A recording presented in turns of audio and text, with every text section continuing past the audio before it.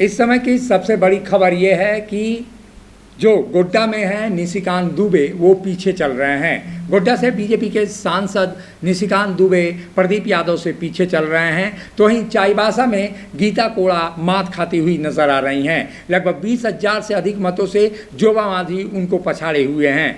और यहाँ पे सबसे अधिक मतों से जो प्रत्याशी जीत रहा है उस प्रत्याशी का नाम है विद्युत बरन महतो, जो जमशेदपुर सीट से बीजेपी के प्रत्याशी हैं और वो बड़ी जीत की ओर पहुंच रहे हैं। समीर मोहंती को वो कड़ी टक्कर ही नहीं बल्कि एक तरह से कहा जाए कड़ी पूरी तरह पछाड़ते हुए नजर आ रहे हैं। लगभग 75,000 मतों से वो आगे चल रहे हैं।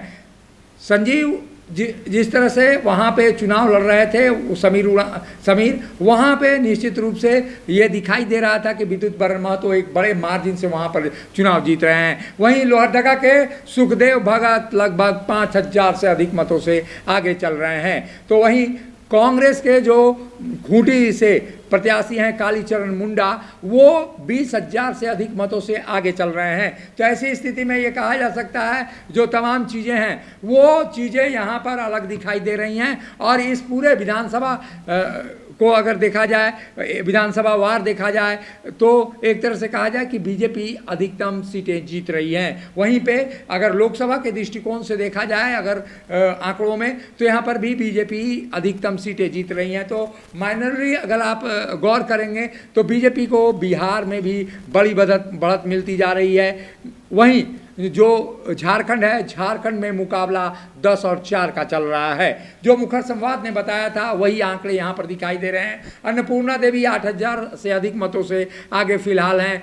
वहीं पे अगर आप बात करें बिहार की, तो बिहार में कुछ अलग ही आंकड़े यहाँ पर दिखाई दे रहे हैं। जो अप्रत्याशित आंकड़े हैं, झारखंड राजद के जो प्रत्याशी जो प्रभारी थे वो प्रत्याशी थे बांका से, वहाँ पर गिरधारी यादव जनता दल यूनाइटेड के उनको पीछे करते हुए नजर आ रहे हैं। यानी जयप्रकाश नारायण यादव यहाँ पर चुनाव हारते हुए नजर आ रहे हैं। तो वहीं पे अब अगर बात करें झारखंड की, तो झारखंड में डुल्लू महतो लगभग 25,000 मतों से आगे चल रहे हैं। अनुपमा सिंह जो कांग्रेस की प्रत्याशी हैं उनको 25,000 मतों से वो लगातार पीछे किए हुए हैं। वहीं मनीष जायसवाल हजारीबाग सीट से आगे दिखाई दे रहे हैं, 22,000 मतों से वो आगे यहाँ पर दिखाई दे रहे हैं। इसी बीच एक बड़ी खबर यहाँ पे निशिकांत दुबे 5,000 से अधिक मतों से आगे चल रहे हैं। निशिकांत दुबे आगे दिखाई दे रहे हैं प्रदीप यादव से, और प्रदीप यादव पिछड़ते हुए नजर आ रहे हैं। यहाँ पे जो 5,000 से अधिक मतों का अंतर है वो निशिकांत दुबे ने यहाँ पर बनाया है।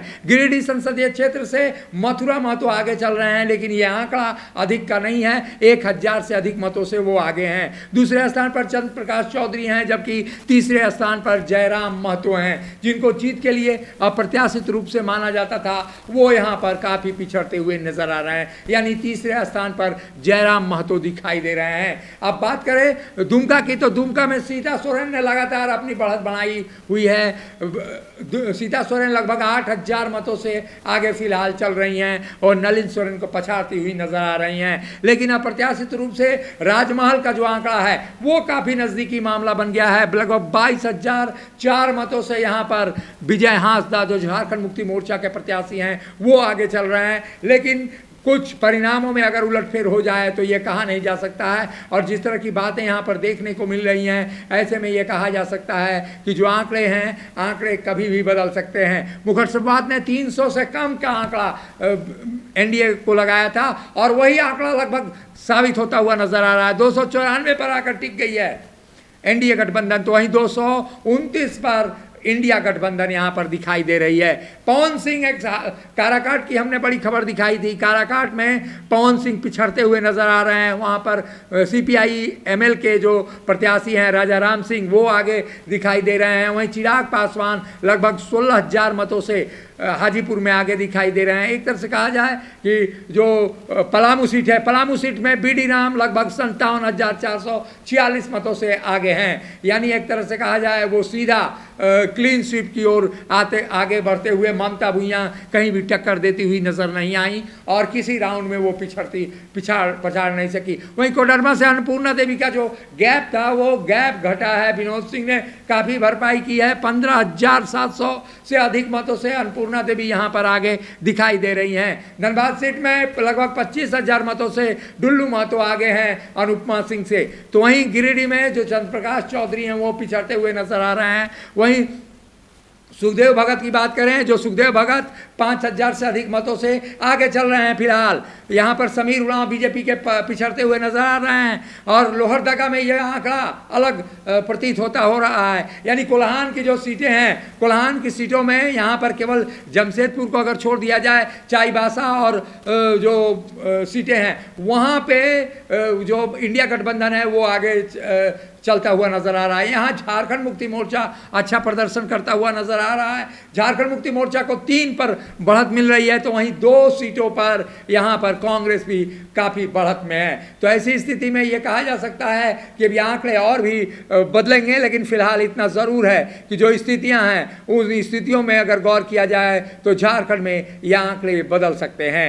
9 सीटों पर एनडीए गठबंधन और 5 सीटों पर इंडिया गठबंधन फिलहाल आगे दिखाई देता हुआ नजर आ रहा है। सबसे बड़ी जीत अगर की ओर कोई बढ़ रहा है तो वो बढ़ रहे हैं विद्युत बरन महतो, जो जमशेदपुर सीट से यहाँ पर समीर मोहंती को काफ़ी पीछे छोड़ते हुए नजर आ रहे हैं। यहाँ पर इंडिया गठबंधन ने एक तरह से चुनाव के साथ मजाक भी किया है, क्योंकि जो जातीय समीकरण है, जो वोटों के समीकरण है, उसके लिहाज से समीर मोहंती यहाँ पर फिट नहीं बैठते थे, लेकिन उनको उतार कर एक तरह से कहा जाए इंडिया गठबंधन ने बड़ी भूल कर दी है।